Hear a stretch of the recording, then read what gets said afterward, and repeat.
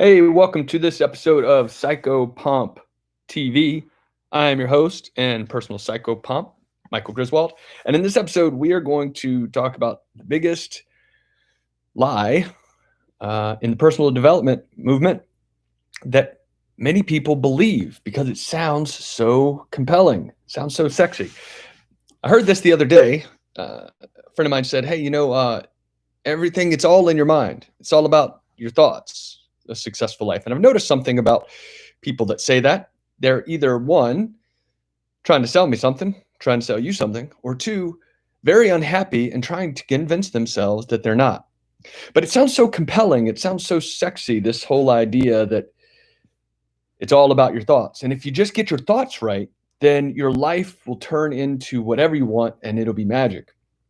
But here's the thing uh, that idea that your life is all about your thoughts is just another thought. And if you've tried to do this at all and found it to be a failure over and over, then you'll know how frustrating it is to try to control your thoughts. It's like trying to grasp the wind. Now, there is a way to make life magical and there is a way to live that magical life, but it doesn't lie in trying to control our thoughts unless we want to be devoting 30 years of our lives to it, in which case you probably wouldn't be watching YouTube videos. So instead of trying to control our thoughts, because that's just another thought, instead, the thing to do is, you see, here's what this does. This whole idea of trying to control your thoughts, it creates a barrier between us and life.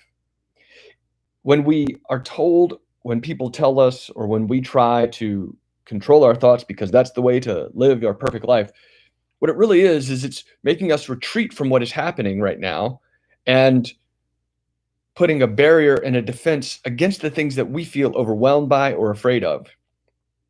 So what ends up happening is, well, you become a person who lives all in your head and disconnected from what is actually happening in life. So instead of doing that, what are we to do? Well, what we're to do is whatever is happening right now. So for example, right now I am recording a video and my focus is on what I am saying to you. Now, I can notice that there's all sorts of other thoughts going on. And if I try to focus on my thoughts, then I will be very distracted from talking to you.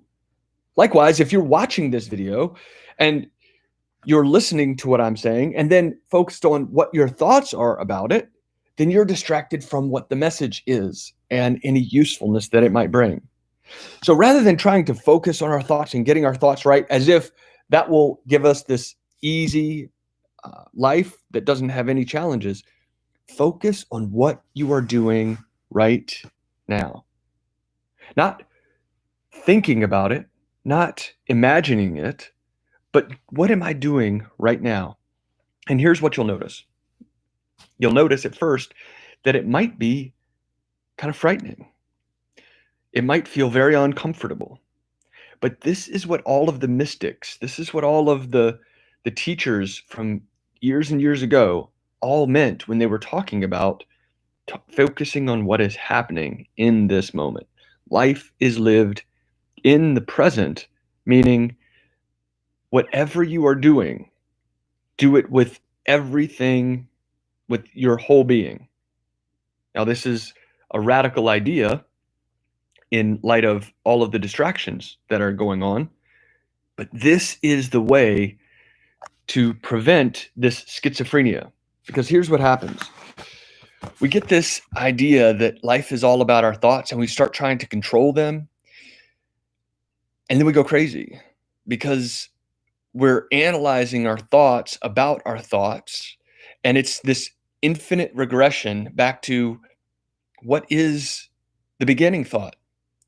This idea that life is all about your thoughts and it's all lived in your thoughts seems like it's the one thought to rule them all. It's the thought that trumps all the other thoughts, but it doesn't. It's just another thought. And instead of thinking about our thoughts, our job is to live our life right now with what is happening right now. You'll notice that you feel more. You'll notice that you experience more. And in that moment, in that space between sensing something that we feel overwhelmed by or afraid of, and then deciding what to do, it's in that space between those two moments where we experience the magic that we're seeking. Not in visualizing a perfect outcome enough so that it will manifest in front of us, not going through a tough time and trying to tell ourselves that it's great because that will make it turn around, but actually facing life head on with all of ourselves and knowing that in this moment, when I am afraid, in this moment when I am unsure of what to say, in this moment when I'm recording a video live and don't have a script, but believing and knowing that the next words that come out of my mouth are in line with the vision that I have for this idea. And sometimes it's clumsy and sometimes it's great, but we get better as we practice. If we retreat into our thoughts, then what we do is we become very disconnected from ourselves. And we notice what we're thinking and we judge it as either good or bad. And what it ends up happening is the person becomes a divided person. This is the good part of me, this is the bad part of me, and the person gets chopped up into hundreds of little pieces. But the person, you, are one. You don't have an ego that's the bad part of you and the perfect self that's the good part of you. You have one self, and you are all of those things at once. And that is the way to live a whole life instead of a schizophrenic one. My name is Michael Griswold. I am your personal psychopomp.